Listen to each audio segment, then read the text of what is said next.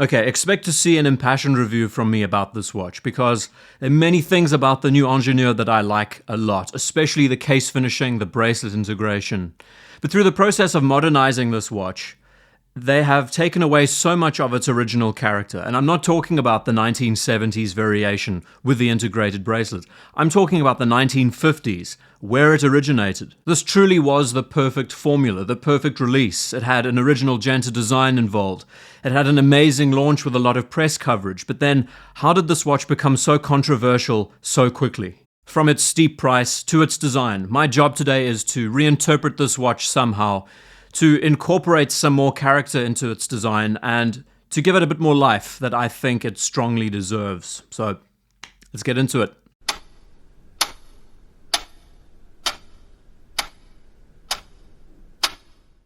One of the biggest breakout releases of the year that has had so much press coverage is IWC and the release of their newly refreshed Ingenieur. A far less recognized Genta design that does deserve a lot more attention, that also has a lot of history to it and many variations of where it originated and where it is now. And let's also put it out there, one of the best names of a Swiss watch in the industry, Ingenieur, just like the Milgauss. Speaking of which, these watches were all introduced in the 1950s, created for engineers, for scientists with the ability of combating magnetism. Instead of talking about the integrated bracelet model, the legendary reference 666 was the first of its class. And these are staggeringly beautiful watches, from the Dauphine hands to the twin batons at the top of the dial, to that classic, now iconic Ingenieur script, one of the best in the industry. Frankly, there is so much to enjoy and appreciate about these watches, from the typefaces used to the integration of a dress watch instead of being a sports watch that was very much in its early development at this stage. We see a piece that was created to be far more adaptable in a formal setting. One that could be worn under a cuff, under a jacket, one that was thin, but also included a Faraday cage. And IWC themselves have taken this influence and dabbled with these designs before. And since we're talking about this mid-century design, and I'm not afraid to say it's probably my favorite era of watch design and its history, on my wrist today is the Seamaster 300 from 1957. And you can see the many influences and how this watch relates to that same time period. There is a feeling that a lot of these watches wanted to infuse that dress watch influence with something more sporty and more elegant. Now, the modern interpretation of the Ingenieur took off in thanks to Gerald Genta and his design influence.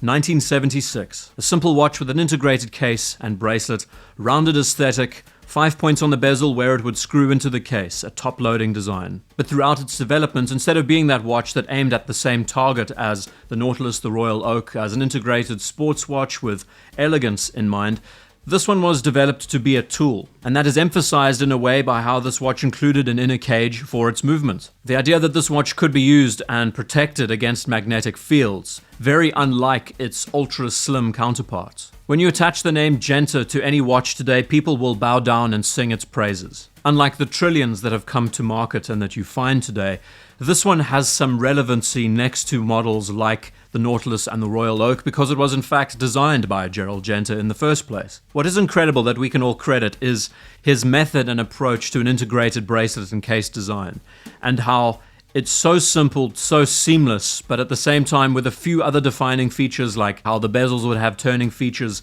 screw fixing points. All of the watches that he designed, save the pole router, had this raw industrial backbone to them and a foundation that he would then build on. The dials of all of these models would get far more attention from vertical lines, horizontal lines, cross-hatching. And the more that I look at the 1970s Ingenieur, the more I feel like the original intent was to focus solely on the dial, and that's where all the love went. Referring back to the launch of the watch and the press that it received and the booth that IWC had at Watches and Wonders, it was incredible. It was one of the most standout by far.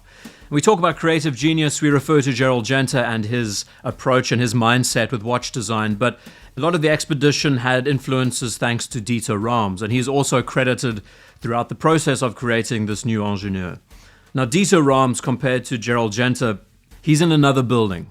This man essentially shaped the way we view modern products today, not just watches, but the entire approach to modern product design. His 10 principles of good design, his influence at Braun through the 1960s, 70s, and onwards, and how his approach has been copied, mimicked, used the world over by the most popular product manufacturers in the world. Looking at Apple, looking at Nespresso. It's very hard to put that man and his principles into a box. Now, if we're crediting Dieter Rams and his approach, this is not how he would have approached the Ingenieur, I don't believe. But it's good to say that IWC did not want to create a remake. They wanted it to be forward-thinking. They wanted it to be a compact collection. By 2005, we saw a lot of these modern influences take shape, like crown guards, a more brutalist case profile. But the result of this exercise, I believe, that through this process of reduction, they have created a very sterile package. Frankly, when compared to the infinite configurations of Genta-inspired designs today, this looks painfully safe. Just simple things like the double batons or 12, the pencil hands. These are things that we have seen the world over. Even the crown guard influence today feels dated. Now, the great issue I think that many brands are facing is that through this ever ongoing process of modernizing and aiming to be more brutalist with their designs, that the elegance has been almost completely omitted.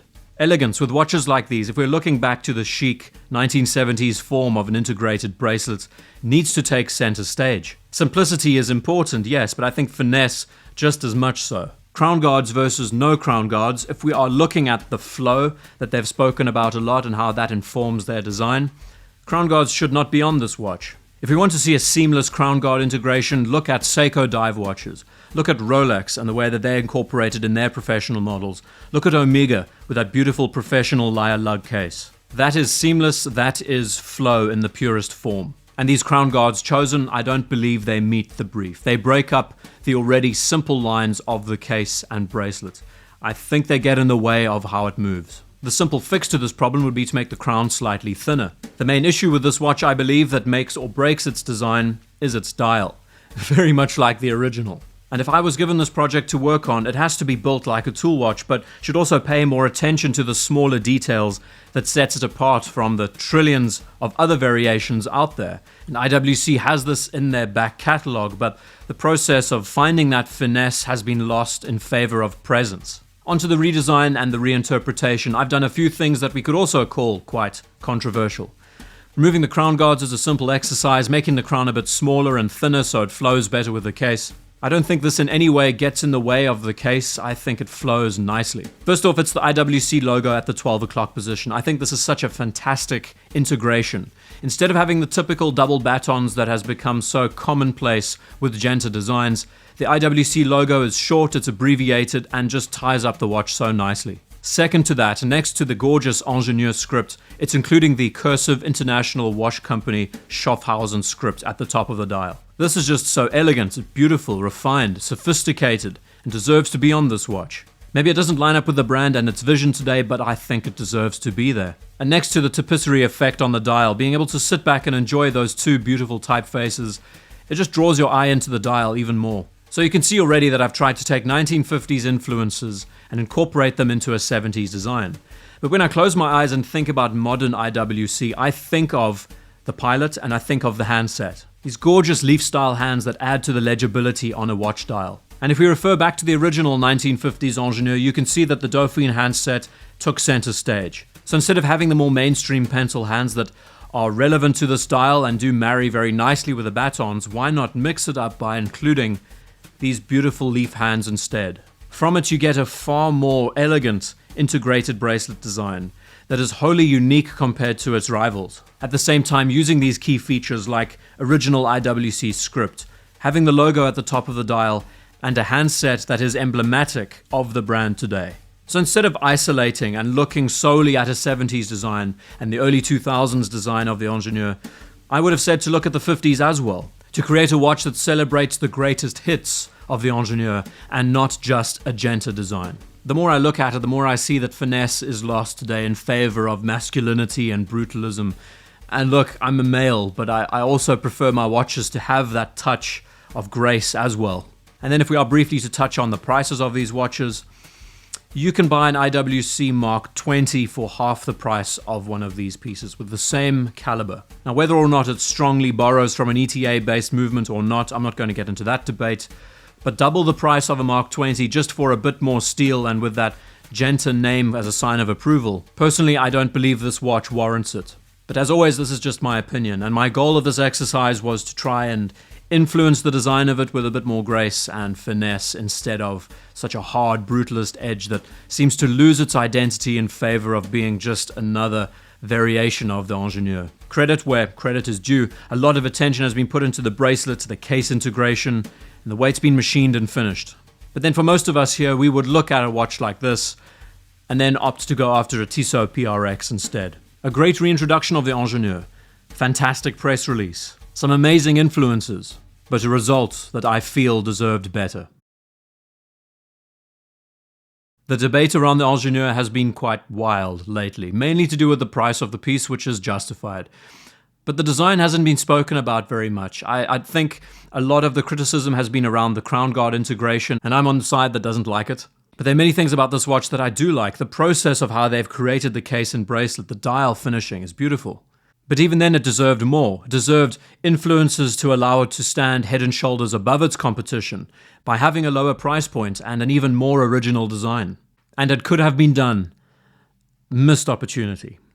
Thank you so much for taking the time to watch this video, and I'll see you in the next one.